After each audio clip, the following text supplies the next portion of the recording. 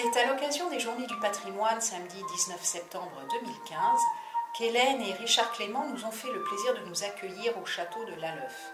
Le souvenir napoléonien représenté par Jean-Michel Lavaux, notre délégué du Berry, Gérard Moyot, administrateur, et de nombreux adhérents de la délégation du Berry se sont retrouvés pour l'inauguration d'une plaque à la mémoire du général Bertrand.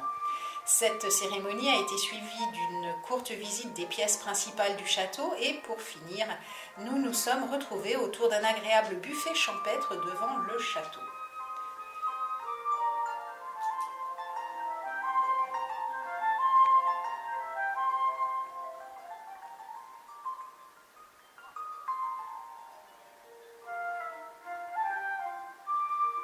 Mais revenons à son illustre propriétaire, Henri Gatien Bertrand.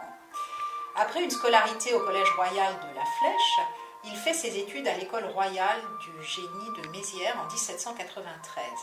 Major de sa promotion, il en sort lieutenant et à 22 ans, il remplace pendant près d'1 an l'illustre Monge à la chaire de stéréotomie et de géométrie descriptive de l'École polytechnique.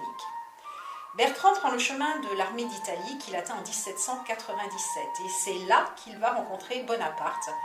Il le suit en Égypte où il se distingue aux pyramides et reçoit alors le grade de chef de bataillon. Désormais, il ne quittera plus Napoléon. Il est à Austerlitz, à Iéna, obtient la capitulation de Spandau en octobre 1806. Il est aussi à Eylau et au siège de Danzig. Il est envoyé en Espagne, puis construit les ponts de l'île Lobo sur le Danube, ces mêmes ponts qui permettent à l'armée d'Allemagne de traverser ce fleuve et de remporter la bataille de Wagram. Les promotions s'enchaînent au même rythme. Aide de camp de l'empereur en 1805, général de division en 1807, il est créé comte de l'Empire en 1808 et il est fait grand aigle de la Légion d'honneur en 1809. Enfin, le 18 novembre 1813, il est nommé grand maréchal du Palais en remplacement de Duroc, décédé en mai. Bertrand s'installe alors aux Tuileries dès le 20 novembre. Suivent bien sûr les campagnes de France et de Belgique.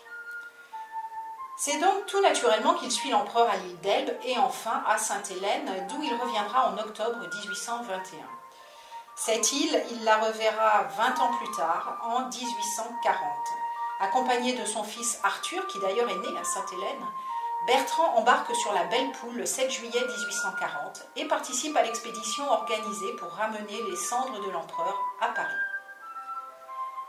De retour d'un long voyage aux Caraïbes et aux États-Unis, il revient sur ses terres berrichonnes où il s'éteint le 31 janvier 1844, à l'âge de 70 ans.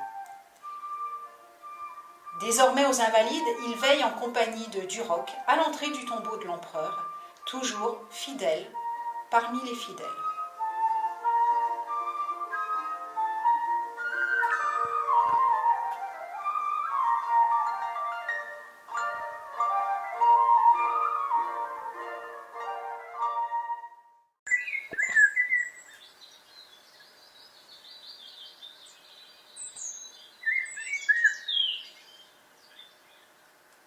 Alors que vous découvrez le paysage autour du château, quelques mots sur l'évolution du domaine. Bertrand a entrepris de rénover Lalleuf au retour de Sainte-Hélène. On lui doit notamment la galerie et les 2 ailes ajoutées au château sur la façade côté route de Luant. Il a également organisé le parc et fait construire la levée de l'étang et creuser le réseau de canaux qui l'alimentent. Bertrand, qui a dirigé l'école polytechnique, avait aussi des idées concernant l'agriculture et n'a pas hésité à introduire des nouveautés pour rationaliser la culture dans ses fermes.